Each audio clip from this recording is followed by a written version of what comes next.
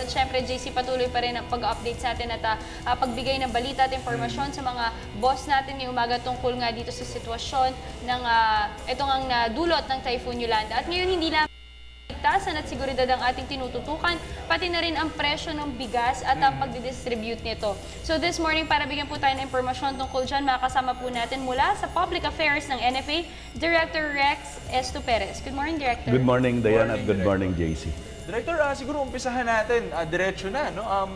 Ano sa tingin ninyo yung posible maging epekto nitong bagyong Yolanda sa rice supply ng bansa, sa presyo ng bigas? Sa amin po sa National Food Authority, malaki.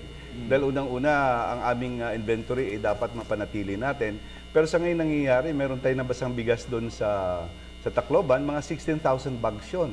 Plus yung atin pong pinasok yung bodega natin, na 33,000 bags ng palay, ng bigas at 96,000 bags ng palay. So malaki ang epekto nito. Patuloy pa naman yung ating, hindi lang naman sa Tacloban, kung hindi doon pa rin sa Bohol, meron pa tayong Zamboanga at saka yung mga remnants pa rin ng Santi. So patuloy pa rin tayong tumututok sa mga areas na yun. Pero Director, ito nga 'di ba, meron tayong nabalitaan na may pinasok daw na warehouse. Siguro ikwento natin ng kaunti sa mga viewers natin yung talagang nangyari dito. Nag-report sa amin yung aming kasama doon sa Tacloban. Ang daanan niya ng alang-alang. Alang-alang Palo Leyte kasi ang ating warehouse. It's a complex, no?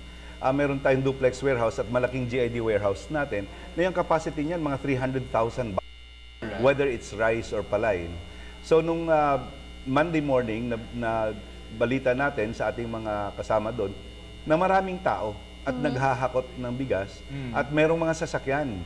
So nung nalaman namin na talaga palang pinasok yon at inubos, ano, yung nag-umpisa pa to, sabi niya sa dami niyan, 33,000 bags na bigas at palay na 96,000. Sobrang dami, naubos yun. So, patuloy doon at hindi rin naman namin, yung aming mga security po doon, na 4 na pulis na hiningi namin, mukhang na-overpower yan. Right. At saka yung guard natin doon na saksak, pero at least hindi naman siya namatay. No? Okay. At least safe naman siya ngayon. Siyempre, kung lahat po yan pumupunta doon sa bodega natin, may sistema ho ang pagkuha ng bigas na yun kasi napakataas na kamada ho yun.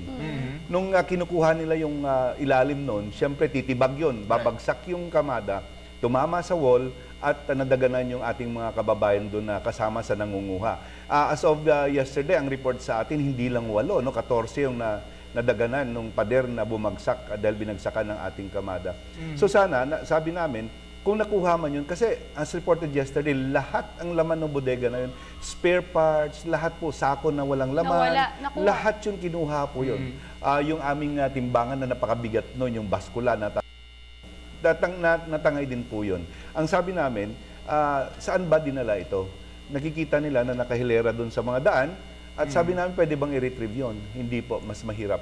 Magkamatayan lang kayo, mas mahirap lalo yun. Right. So, ang pakiusap namin doon sa ating mga kasama na nakakuha, i-share na lang nila, huwag na lang ibenta. Ang problema, ay narinig namin, na-inform sa amin, na binibenta rin nila. Ninegosyo pa. Sana, dahil kung gutom sila, hindi sana ang ginawa na lang, i-share na lang nila doon sa ating mga kababayan, para sa ganun, at least mapakinabangan din nila ng mga naapektuhan natin. Pero Director, speaking of binibenta nila, meron din tayong price freeze na kaganapan ngayon. So, kamusta naman po ang presyo ng bigas? Doon sa areas na outside Tacloban, meron tayo rin ding monitoring teams. Ano? Kahapon may nag-report sa atin, also from Radyo ng Bayan, yung Borongan, walang bigas. So, pinapuntahan po natin yan. Tinututukan natin. Dahil yung ating depo na pinanggagalingan from Cebu, from Bicol at saka yung sa Mindoro Occidental. Ready na po at handa po mag-replenish ng ating stocks doon sa Tacloban. No? Kahit nabasa yung ating 16,000 doon, meron pa tayong natitira doon na bodega, hindi ko sasabihin kung saan. Yun po dumugin na naman. Yun po ang depo ng ating DSWD. At base doon sa instruction ng ating Pangulo at kay Secretary Administrator Calayag, na yun pong relief natin, lalong-lalo na yung bigas, tutukan ay assure lahat ng ating kababayan doon na nasalanta na sapat po yung bigas na i-distribute ng ating DSWD and relief institution. Paano ba to, Director? Meron ba kayong coordination with DSWD na nagsusupply kayo for the relief goods na dinadala nga dito sa Tacloban? Alam mo, naka-institutionalize na yan. Alright. Ang NFA palagi yan, hindi kami namimigay ng libre. Ang amin pong trabaho, wala sa mandate namin, ang trabaho namin, to coordinate and to supply and support DSWD and other relief institutions. So yun ang aming mandate. So kung isahan nilang NFA mamimigay, hindi po ang namimigay sa amin yung arm ng gobyerno para doon sa relief ay DSWD at iba pang organization. Kaya nung bago mangyari itong mga sakuna na ito, ang National Food Authority nagpadala na po ng mga sulat sa governors and local government units na bago dumating ang sakuna, dapat meron na kayong memorandum agreement sa NFA para nang sa ganun, pag dumating man itong mga kalamidad na ito, wala kayong gagawin, edi mag-request na lang at on credit yan. Pero kung kailan pang sakuna at doon ka magkakaroon ng coordination, malabo yata yan. Ngayon sasisihin nila yung ating pamahalaan. Kasi ang bagal, sana di ba pinag-prepare na natin na yung mga bagay na yan bago dumating ang sakuna na yan. Meron ding mga kakulangan, ano? Kami rin, may mga kakulangan din kami.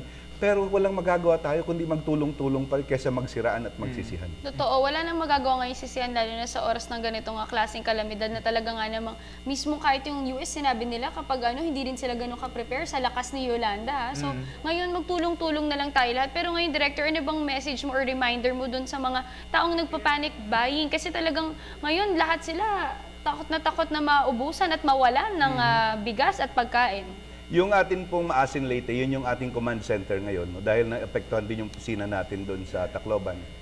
Ang pakiusap ko lang doon ay yung nagpa-panic buying lang naman, yung may mga pera din. So yung pakiusap lang, yung normal at para lang naman magiging normal din ang mga kasama natin. Kasi pag inumpisa natin, ba't ka nagpa-panic buying? Dahil ikaw may pera?